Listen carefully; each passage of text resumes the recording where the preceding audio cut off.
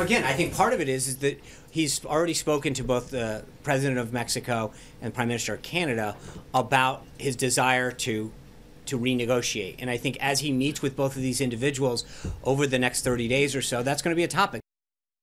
That was White House Press Secretary Sean Spicer telling the media President Trump will soon be talking trade with both Canada and Mexico. Now, of course, a lot of implications for our country here. And Cormac Sweeney with our Ottawa Bureau joining us now. Cormac, thank you very much for joining us. And an interesting few days when it comes to NAFTA and everything else. What are we looking at for a renegotiation?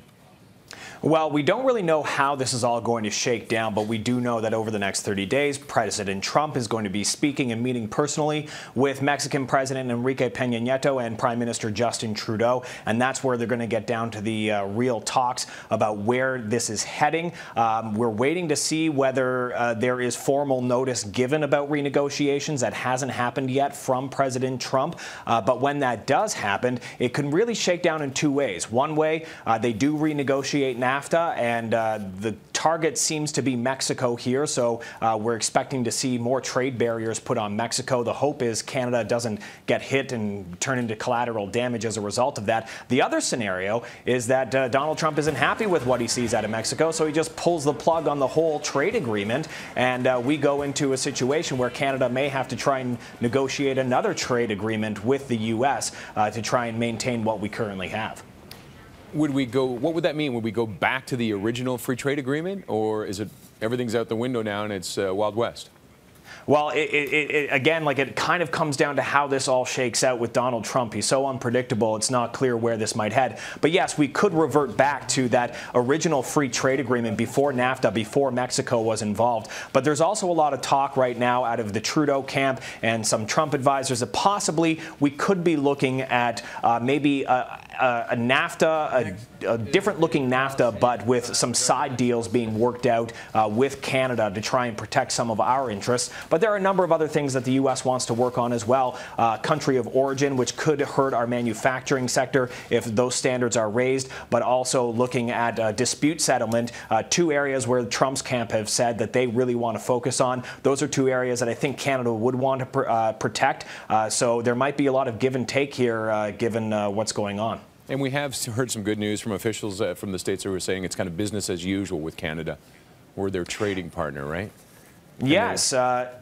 Yeah, there was a top key advisor to President Trump who was speaking with the Trudeau government at their cabinet retreat in Calgary, and he was basically trying to calm a lot of fears from Canada's side, saying, look, you're not the target here. Don't worry about this. We want to make sure that our trading relationship is level and staying as the way that it always has been, because things are so good right now. And really, you're talking about trade surpluses and deficits. These are issues that the U.S. has mainly with Mexico rather than Canada. We're helping out a lot of northern states when it comes to their economies. We're the biggest trading partner for 35 northern states, and I think that that is something that the Trump administration is keeping in mind when it looks at the economic impact of free trade. For Mexico, it's a totally different scenario, and that's why I think we did have a key advisor to Trump up here today to tell the Trudeau government and the public, don't fear, you're not the target. But again, we have an unpredictable president. It's hard to really say where this may go, and the political climate right now is uncertainty, so we have to be prepared for everything. Now, the other big thing, of course, the Trans-Pacific Partnership, done. After a decade of negotiations, he's scrapped it, and they need the Americans.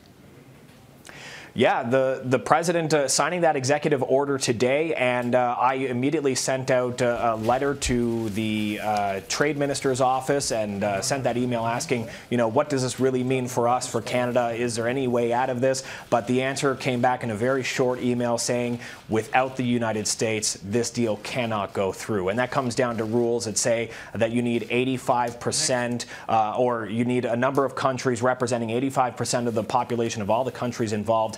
That's a big thing for Canada to lose the TPP. It's effectively now dead. That could have been brought in a few $billion initially, but then it would have grown over time. It would have been great for our country. Now we have to try and sign a bunch of independent bilateral deals if we want to get that. All right, Cormac, thanks very much for joining us today.